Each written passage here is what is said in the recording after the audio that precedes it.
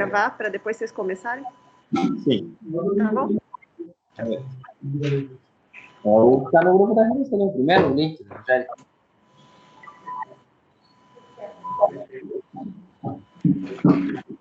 Por que eu não tô escutando o som?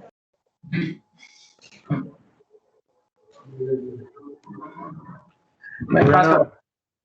Aí, ó. Como... Onde que aumenta o som aqui? Faça um contato com ligar.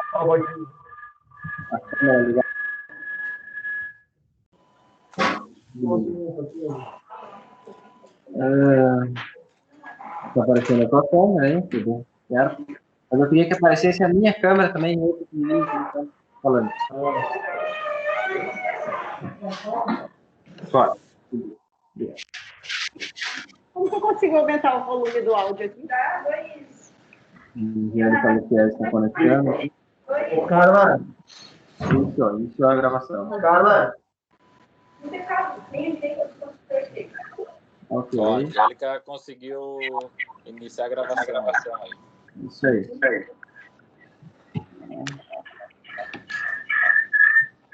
Desliga teu telefone.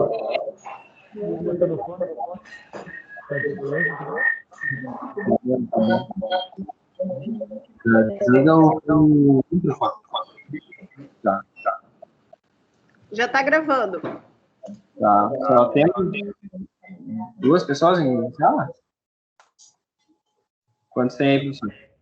Vamos ver. Eu acho que tem 4 presentes por enquanto, eu acho, né? Tá, esperamos até meio-dia, então. Meio-dia, Vamos esperar, né? Carla. O outro apresentador não tá aí, né? Tá aqui do meu lado. Ah, tá no meio da fonte. Fácil. Carla, devolve meu livro. Ai, tá no armário. Eu pego aí para você. Pega o golpe.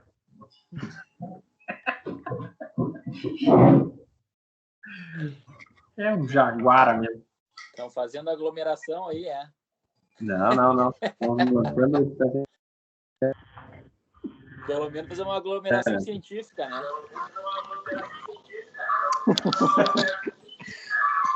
Churrasco não entra.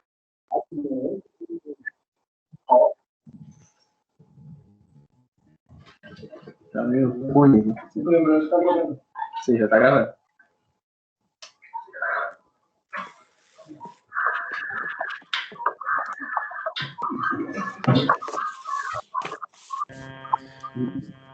Minha câmera tá desligada.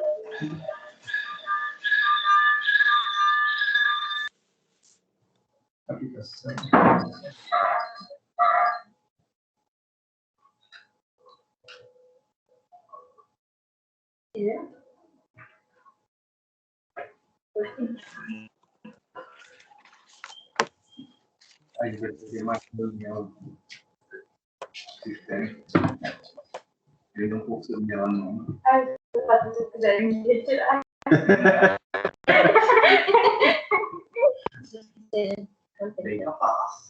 Bem capaz. O áudio de vocês tá meio ruim aí, não sei o que está acontecendo. Eu não sei se é muito barulho em volta ou se tem vários dispositivos perto um do outro, né? Eu acho que dá para desligar um dispositivo quem está na aglomeração. Que daí vai ficar com muita interferência e a gente não consegue se entender muito bem, né?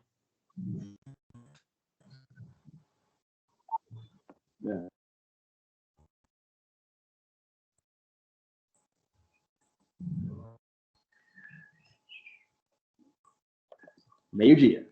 Então tá. Vamos tocar ficha aí, meio-dia em ponto. Todo mundo tá, a grande maioria tá aí, espero, né? Então, eu só vou fazer uma introdução aqui, tá, Davi? Toca a ficha. Então, o assunto de hoje é um assunto muito importante no tratamento, no diagnóstico do melanoma, na conduta do melanoma, né? Que é um assunto que está cada vez mais em voga aí nas discussões, né? mesmo porque até hoje a gente tem uma dificuldade de estabelecer um protocolo bem definido, assim, que a gente fique tranquilo, assim, ou mais à vontade de tomar as nossas decisões, que é a conduta no manejo do linfonodo sentinela ou das linfadenectomias, né, referentes ao melanoma, ao melanoma, tá? Então, é um assunto que mudou muito nos últimos anos, né, desde o seu advento.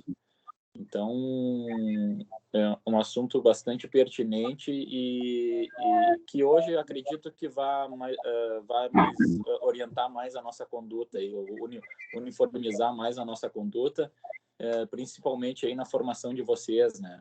Que agora com esse artigo bem recente aí, feito pelo serviço do Memorial, que reuniu os 3 grandes, assim, na minha opinião, os 3 grandes estudos, né?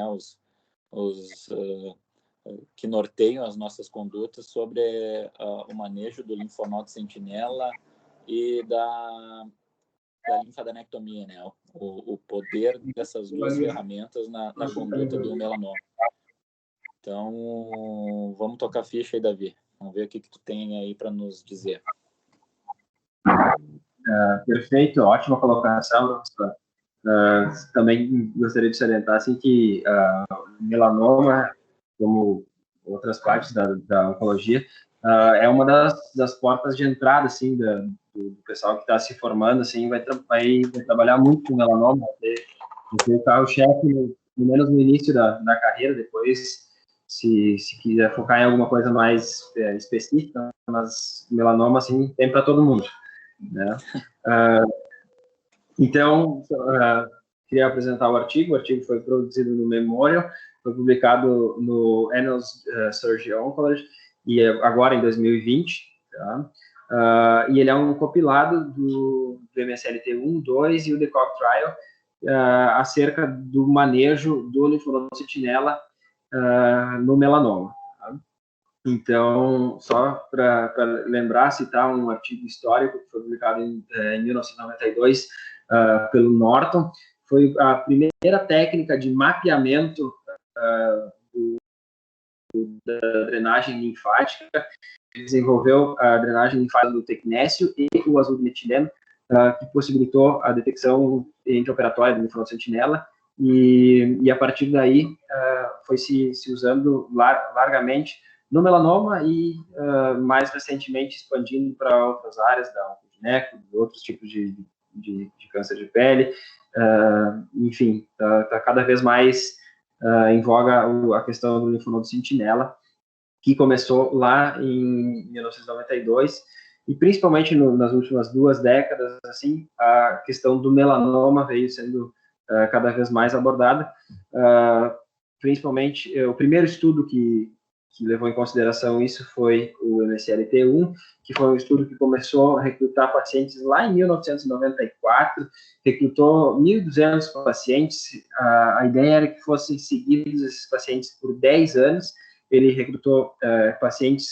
com a ideia inicial de pegar melanomas com espessura intermediária, depois ele somou mais pacientes com um melanoma mais espesso, maior que 3,5, e ele tinha como endpoint primário avaliar a sobrevida específica por melanoma, e ele foi desenhado para demonstrar uma sobrevida de 10 a 14% nos pacientes que realizassem a biópsia do linfonodo sentinela. Como endpoint secundário também, ele avaliou disease-free survival, overall survival e o tempo livre de recorrência linfonodal. Foram desfechos secundários que ele se propôs a analisar.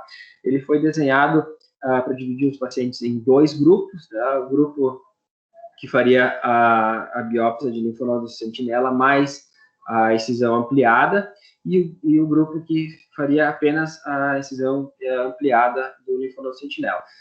Os pacientes que foram a excisão ampliada seriam apenas observados e na recorrência clínica eles seriam encaminhados para a linfadenectomia do setor correspondente, Já os pacientes que fizeram a ampliação mais do linfonodo sentinela, se eles tivessem linfonodo positivo, eles seriam encaminhados diretamente para a linfadenectomia do setor correspondente.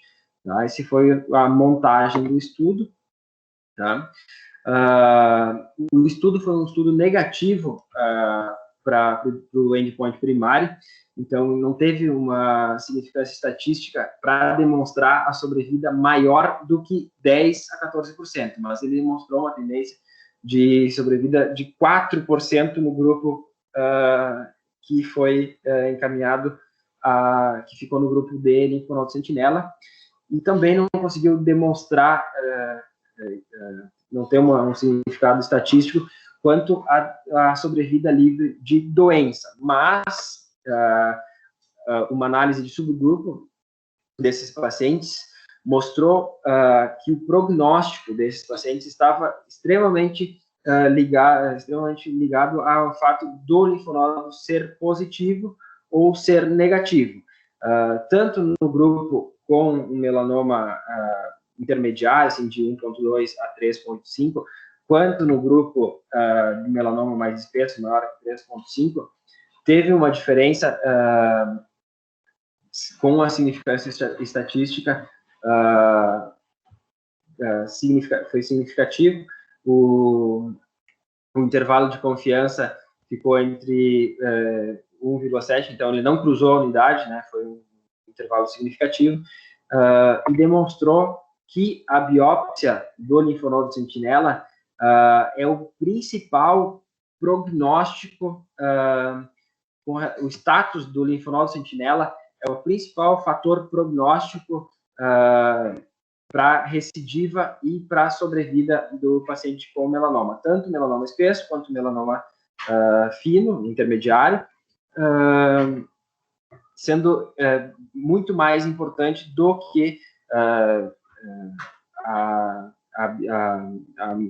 úlcera ou invasão microangiolinfática. E esse estudo consolidou a biópsia do linfonodo sentinela como sendo o padrão ouro para estadiamento do melanoma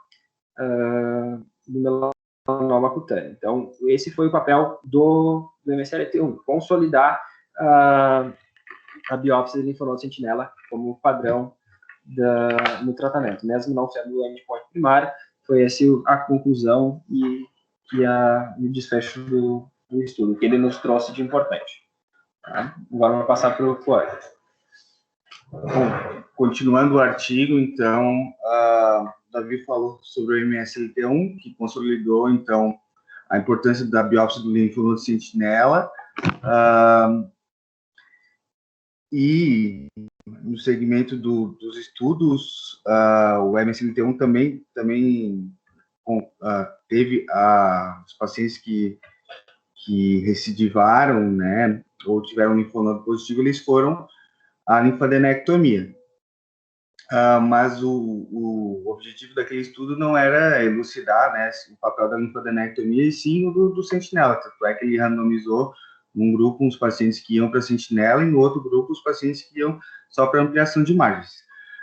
Então, o papel da linfadenectomia, mesmo após o MSLT1, ainda era discutível e controverso, né? E as séries retrospectivas também não tinham uma definição sobre qual é realmente o papel terapêutico da linfadenectomia, se realmente tinha que ser indicado ou não. O que mais foi visto também é que os pacientes com metástase em linfonodos não sentinelas, nos pacientes submetidos à linfadenectomia, tem um prognóstico tão ruim quanto aqueles que são clinicamente positivos, e talvez não se beneficiem do esvaziamento. E um outro motivo de saber por que esvaziar os pacientes, e se realmente tem a necessidade ou não, é por causa da morbidade. Então, os pacientes que são submetidos só ao linfonodo sentinela, comparado com os pacientes que são submetidos ao esvaziamento, tem uma diferença de morbidade bastante significativa, principalmente em relação ao linfedema, fístula linfática, essas questões. Então, frente a essas questões, se desenvolveram 2 trials, o DECOG e o MCLT2, para poder elucidar todas essas questões e realmente confirmar ou não, ou trazer mais dúvidas, se a linfadenectomia regional tem papel terapêutico ou só estadiador, né, e qual a sua morbidade também no tratamento do melanoma.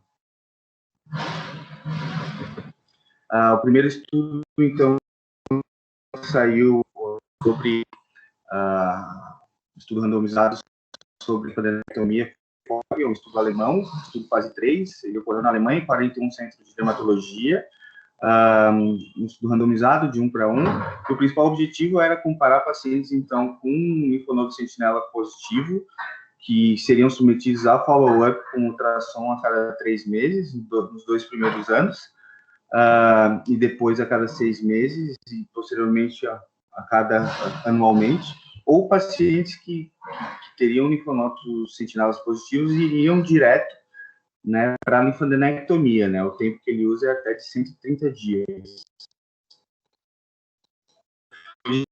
Esse estudo, então, era avaliar a sobrevida livre de metástases à distância, e os secundários, sobrevida livre de doença, sobrevida global, recorrência de metástases linfonodos regionais e os efeitos adversos de pacientes submetidos à linfadenectomia regional. O estudo foi desenhado para ter uma sobrevida de 60% em 3 anos no grupo de observação e um ganho de mais de 10% no grupo da linfadenectomia. O estudo foi interrompido antes de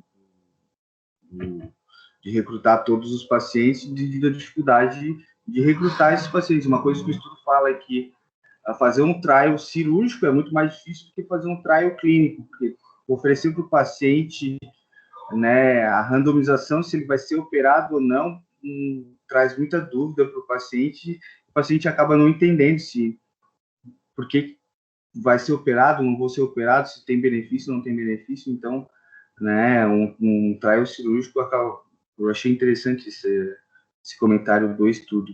Acabou por ser mais difícil e foi interrompido antes, o que levou a ele ser considerado um trial underpowered, que, ou seja, não teve todo o poder estatístico que poderia ter, porque não trouxe o número de pacientes necessários para confirmar, né, o poder estatístico dele. Foi publicado em 2016 no Lancet. Esse é o desenho do estudo. Então, os pacientes incluídos tinham 18 a 75 anos, né, necessariamente tinham que ter linfonodo sentinela positivo com micrometástases. Foram excluídos pacientes com melanoma de cabeça e pescoço, com extensão extracapsular, né, sem microsatélites ou metástases em trânsito, não ter outro tipo de câncer, imunossupressão, outras coisas que poderiam, né, interferir. Então, os pacientes foram randomizados em 2 braços, né, um para ir diretamente à linfadenectomia, o esvaziamento ganglionar, e no outro braço ser observado com ultrassom. E a partir do momento que fosse identificado a recorrência, eles seriam, né, submetidos ao esvaziamento. O estudo recrutou 5.547 pacientes com melanoma, dos quais 4.278 tiveram biópsia de linfonodo sentinela negativo, né? Negativo, isso é importante para a gente saber mais ou menos qual é a porcentagem de biópsia de linfonodo positivo que a gente tem que ter. Né, o que naturalmente acontece, né, na história do melanoma. Dos 1.269, dos quais tiveram biópsia de linfonodo positivos, 483 somente foram randomizados, né? 227 se declinaram a participar, muito por essa dificuldade de se fazer entender a randomização de um procedimento cirúrgico, né? Os pacientes tiveram bastante dificuldade nisso. 2 grupos, então, um na observação, o outro que foi alocado para ressecção. Sobre as características dos pacientes, a primeira tabela de cima mostra, primeiro, mostrar que os grupos são equivalentes, né, as porcentagens são similares, e segundo, que a maioria os pacientes tiveram, né, um Breslow de 1 a 4, mais de 60% de ambos os grupos. Então, os pacientes tiveram esse Breslow, que não entra na classificação de intermediário, né, intermediário de 1,2 a 3,5, como no MSLT2, no MSLT1, mas ficou nessa faixa. E a segunda tabela mostrando que a grande maioria dos pacientes também tiveram micrometástases de até 1 milímetro, ou seja, ou apenas células menor que 0,5, ou de 0,5 a 1 milímetro de micrometástase no linfonodo sentinela. Isso revela, ou seja, um baixo carga tumoral no linfonodo sentinela. Os gráficos após, né, na análise multivariada, as duas linhas, os dois braços, tanto dos pacientes submetidos à observação e os pacientes submetidos ao esvaziamento, vê que as linhas são similares, tanto, né, para sobrevida livre de doença, sobrevida livre de metástase à distância e sobrevida global. Então, não teve diferença estatística. Esses foram os resultados. Então, não teve diferença significativa para sobrevida livre de metástase à distância, sobrevida global e sobrevida livre de doença. O estudo identificou como a presença, né, o tumor load, a quantidade de doença e a espessura do melanoma foram, então, fatores preditores de sobrevida livre de metástase, sobrevida global e sobrevida livre de doença. E foi identificado que nos pacientes submetidos à linfadenectomia, linfedema grau 3, que é a presença de linfedema por mais de 3 meses, aconteceram em 8% dos pacientes submetidos à linfadenectomia, o que é um número, a princípio, baixo comparado com esse evento, vou mostrar depois no MSLT2. Alguns outros achados do artigo que são importantes para discutir. 2/3 dos pacientes, como mostrei naquela tabela, então, tinham micrometástase menor ou igual a 1 milímetro, né, ou seja, uma baixa carga tumoral no linfonodo sentinela. O fato das curvas de sobrevida livre de doenças e de metástase à distância não serem diferentes, suporta a hipótese de deixar linfonodos não sentinelas doentes não contribui para o maior risco sistêmico, né? Isso põe em xeque o papel terapêutico da linfadenectomia. Metástases maiores que 5 milímetros, quando identificadas ou por ultrassonografia, né, ou na patologia, foram consideradas macrometástases, foram excluídas e submetidas ao esvaziamento, né, direto. O que leva, né, essa última frase do slide, um ponto eu tirei igual do artigo, e essa é a conclusão principal do artigo, né? A linfadenectomia regional não deve ser mais recomendada para pacientes com micrometástases, ao menos aqueles com metástase de até 1 milímetro. Não necessariamente isso se recomenda, o artigo não consegue afirmar isso, não necessariamente se recomenda para pacientes com macrometástases ou com metástases maiores, né? A grande identificação, o grande produto desse artigo foi isso, que pacientes com micrometástase de até 1 milímetro no linfonodo sentinela não se beneficiam da linfadenectomia regional. Esse artigo veio 1 ano antes do MSLT2, né? O DECOG saiu em 2016, o MSLT2 em 2017, aí o DECOG já trouxe informações que viriam a se corroborar no MSLT2. O MSLT2, então, é um estudo internacional, multicêntrico, fase 3, né? Foram em vários centros, em vários países, foi randomizado, 1 para 1 também, e o objetivo era comparar pacientes com linfonodos sentinela positivos, né, submetidos a follow-up com ultrassonografia, ou a linfadenectomia direta. O objetivo primário era diferente, é sobrevida específica para melanoma e não metástase à distância, e os outros objetivos secundários parecidos com o DECOG, né, sobrevida global, sobrevida livre de doença, sobrevida livre de recorrência local, sobrevida livre de metástase à distância e extensão do envolvimento linfonodal. Esse sim conseguiu recrutar mais pacientes, né? Conseguiu randomizar 1.939 pacientes e teve um follow-up médio de 43 meses. Então, esse é o desenho do estudo, né? Uma foto que a gente tirou do artigo não original, mas sim do artigo que a gente trouxe para discutir, que mostra, então, pacientes, o desenho do estudo, pacientes, então, que tiveram ampliação, mas biópsia de linfonodo positivo, e aqui ele diferencia os pacientes que tiveram biópsia de linfonodo positivo, um grupo pela análise patológica e o outro que foi pela análise patológica negativo, mas pelo exame de imunohistoquímica veio positivo. Parece ter curvas de sobrevida diferentes, então ele faz essa diferença e até analisa em grupos diferentes para ver se realmente isso tem impacto, e a princípio não teve impacto no estudo, tá? Isso não acabou por não mudar o desfecho do estudo em relação à linfadenectomia.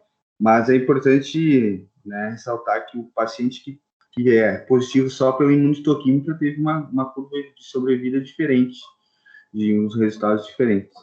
Então, ele randomizou os pacientes com linfonodo sentinela positivo e nesse artigo se incluiu pacientes com melanoma de cabeça e pescoço, né? Novamente, não teve extensão extracapsular, pacientes com outros fatores que poderiam ter interferência também, com melanoma prévio, outros tipos de câncer, imunossupressão, essas coisas. 2 braços após a randomização, então, pacientes que foram submetidos a linfadenectomia direta ou observação com ultrassom, e a partir do momento que se tornou clinicamente positivo, seria esvaziado. Novamente, características dos pacientes, a gente vê na porcentagem que são parecidos, ou seja, são grupos similares. A maioria dos pacientes estão no grupo do melanoma intermediário. A gente vê que 13%, né, em ambos os grupos, os pacientes tinham melanoma de cabeça e pescoço. E na segunda tabela, mais embaixo, a gente vê que a maioria dos pacientes também tinham micrometástases de 0,1 até 1 milímetro. O que a gente vê também, como no DECOG, um baixo índice de tumor no linfonodo sentinela. Os resultados do NIT-LT2, então, não houve diferença significativa estatística para a sobrevida específica para melanoma, nem para a sobrevida livre de metástase à distância. O que se observou foi uma sobrevida livre de doença levemente maior no grupo submetido à linfadenectomia, muito provavelmente pela menor taxa de recorrência regional, né? Como é uma análise, um endpoint secundário, a gente tem que ver com muito cuidado, ele relata isso no estudo. Então, a sobrevida maior, livre de doença maior nos pacientes submetidos à linfadenectomia, muito se deu pela menor taxa de recorrência na área da linfadenectomia regional. E uma coisa que se observou foi o melhor estadiamento dos pacientes. Por quê? Porque se conseguiu identificar metástases no linfonodos não sentinelas, que pode servir como um processo de um melhor estadiamento para identificar pacientes que podem se beneficiar de adjuvância posterior. As curvas de sobrevida, né? A gente vê no gráfico de cima a sobrevida específica para melanoma, que era o endpoint primário, as curvas são similares, ou seja, então não teve significância estatística. E já no gráfico inferior, né, 4 grupos, né, ele diferencia entre os pacientes que tiveram linfonodo sentinela positivo pela análise patológica e pela imunohistoquímica. A gente consegue ver que as curvas são diferentes. Mas entre os grupos, né, comparando positivo pela análise patológica, no grupo de observação e no de submetido à linfadenectomia não teve diferença, e a mesma coisa no grupo da imunistoquímica positivo que foi observado e foi esvaziado, também não teve diferença. Fatores prognósticos, a espessura do melanoma e o status do linfonodo não sentinela, tá errado ali, foram fatores prognósticos ruins, claro. Quanto maior a espessura e a positividade do linfonodo não sentinela, isso caracteriza pior prognóstico. No grupo submetido ao esvaziamento, foram encontradas metástases em linfonodos não sentinelas, uma taxa de 11,5%. Quanto maior a metástase linfonodal, maior a chance dos linfonodos não sentinelas serem acometidos, e a partir daí começou a se pensar, então, sobre calculadoras que avaliam o risco dos linfonodos não sentinelas serem positivos, e o linfedema, que é a principal complicação do esvaziamento, aconteceu em 24% e 6%, 24% no grupo da dissecção e 6% no grupo dos pacientes observados. Para concluir sobre o NSLT2, então a linfadenectomia não aumentou a sobrevida, pode ter sido por um efeito diluidor no seu efeito terapêutico, já que muitos dos pacientes tinham um baixo índice de metástases no linfonodo sentinelas, e, por consequência, baixo índice de metástases no linfonodos não sentinelas, embora no grupo, na análise de subgrupo, em que se colocou os pacientes de alto risco, ou seja, com alta carga tumoral e alta espessura, não se viu benefício na linfadenectomia. Como eu já disse antes, a linfadenectomia pode ter uma importância adicional no seu papel estadiador por identificar o linfonodo não sentinela positivo e selecionar, então, pacientes, né, com maior risco que se possa se beneficiar da adjuvância, apesar do linfonodo sentinela ser suficiente na grande maioria das vezes, né, isso pela incidência do linfonodo não sentinela positivo, né, o estudo mostra em 11% somente. É isso. O princípio é isso. Concluímos aqui, então, a discussão. Então, muito boa apresentação, assim, demonstrando que vocês assimilaram bem a ideia desse artigo aí do Memorial, né, que na minha opinião foi um artigo muito bom, né, para concentrar ou para resumir essas questões referentes ao linfonodo sentinela e linfadenectomia, tá? O que eu tenho assim de observações para finais, assim, para agregar na discussão, é que ali comentando aquela observação do Davi no início da apresentação, de que o melanoma talvez seja depois da formação, né, da conclusão da formação de vocês, o primeiro momento, ou talvez a porta de entrada no mercado de trabalho.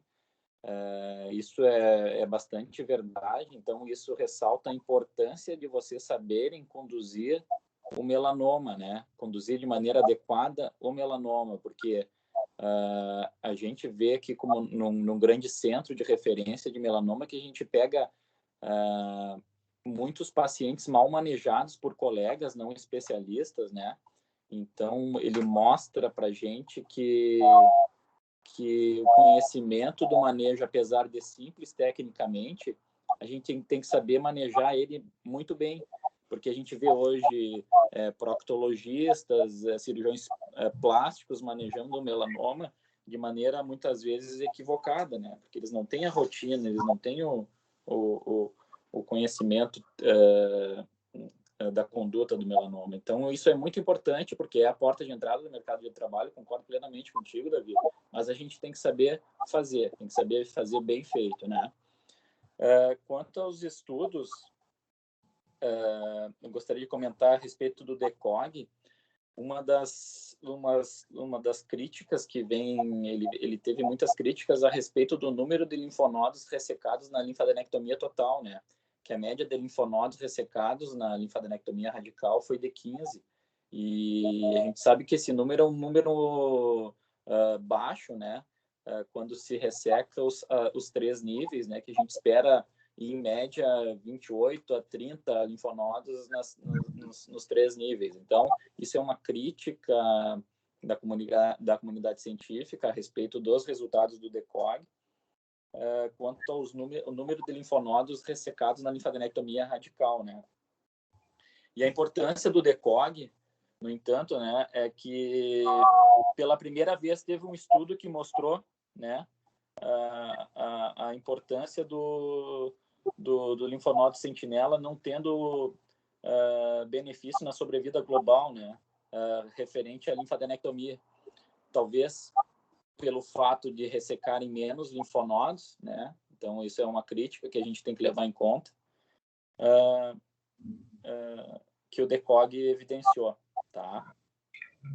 O MSLT2, né, ele levantou a grande questão, né, sobre a linfadenectomia radical, se é necessária no linfonodo sentinela positivo, né? E segundo esse próprio estudo, né, não teve diferença estatística, né, na sobrevida livre de metástase à distância nos pacientes submetidos à linfadenectomia. O que eu acho importante que ele agregou no segmento e na conduta desses pacientes, né, é a inclusão do ultrassom, do acompanhamento, no follow-up do ultrassom das cadeias linfonodais regionais, né, no manejo conservador dos pacientes com linfonodos positivos com metástase até 1 milímetro, né, nos linfonodos. Então, isso foi uma ferramenta muito importante que eu, particularmente, estou tentando aplicar no nosso meio, que é difícil porque a ecografia de linfonodos regionais é um exame muito dependente do operador e a gente encontra dificuldade no nosso meio aqui, nos colegas, de pessoas acostumadas a acompanhar essas alterações linfonodais nas bases regionais, né, de linfonodos. Então, eu acho que é uma ferramenta muito importante e que agrega muito no follow-up desses pacientes, tá? E essa questão do linfonodo sentinela, por exemplo, no estudo do Memorial, né, que foi evidenciado que 3/4 dos pacientes, né, com linfonodos sentinelas positivos não apresentavam comprometimento de outros linfonodos, né? Então, atribuindo o benefício, entre aspas, terapêutico do linfonodo sentinela.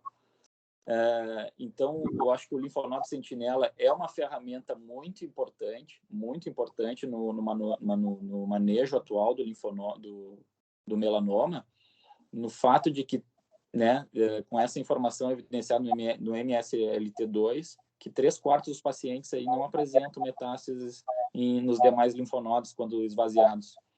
Então, existe uma ferramenta terapêutica no linfonodo sentinela, não somente em termos de estadiamento.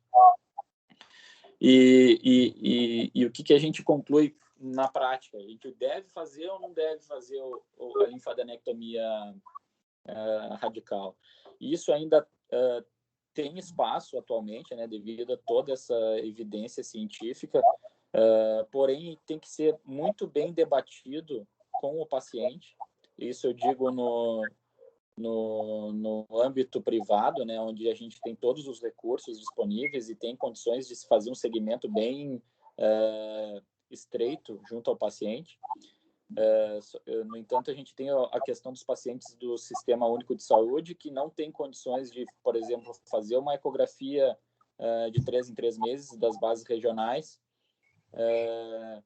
Então, a gente tem que pensar e debater isso juntamente com o paciente, obviamente expondo esses parefeitos que também a gente viu que não são tão grandes, né, em grandes centros, até 8% ali, como tu mesmo mencionou, dos parefeitos do linfedema, por exemplo. Então, eu acho que ainda a linfadenectomia radical tem bastante espaço no paciente do SUS, tem bastante espaço, tá? Mesmo porque eles não têm acesso às medicações, né? A gente não tem acesso ao manejo da adjuvância mais adequado, mais atual para os pacientes do SUS, tá? Então, isso é muito importante a gente debater juntamente com o paciente, tá? tá? O paciente, como tu vê, o DECOG teve esse problema que o paciente tem muito paciente que não consegue entender que ele não vai ser operado, né? Ele não consegue entender, muitos deles não conseguem entender, então a gente tem que oferecer e explicar os benefícios e os para-efeitos, né, desse procedimento. Mas eu acho que foi muito bom, assim, essa discussão muito boa. Vocês reuniram bastante as informações principais aí e mostraram, né, para todos aqui que o quão importante é esse debate e não é fácil a gente chegar a uma conclusão, né? Mas ficou muito bom, parabéns aí, gostei muito.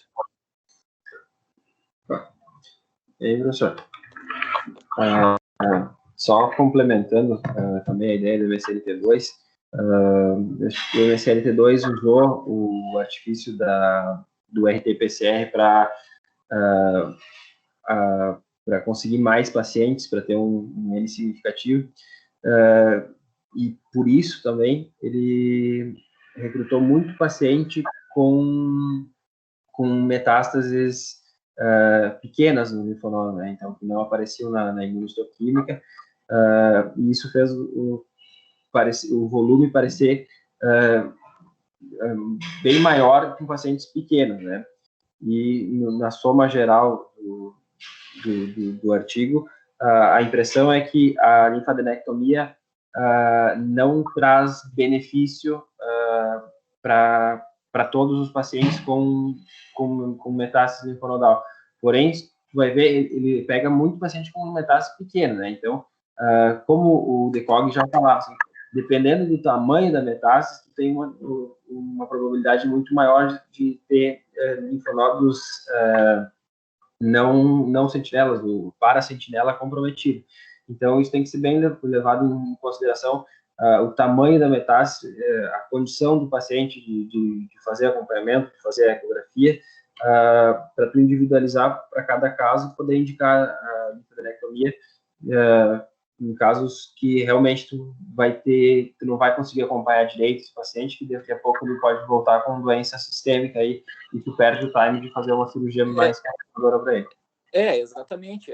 A questão é de a gente oferecer agora. Eu acho que vai crescer a sobrevida. Acho que a diferença do aumento da sobrevida está na questão da imunoterapia, nas terapias-alvo, entendeu? Acho que a gente tem que oferecer cada vez mais informação do ponto de vista de estadiamento cirúrgico, né? Para o oncologista clínico raciocinar ou outros estudos virem e associar a adjuvância para tentar mudar o prognóstico do paciente, né? Para a gente ter influência na sobrevida global.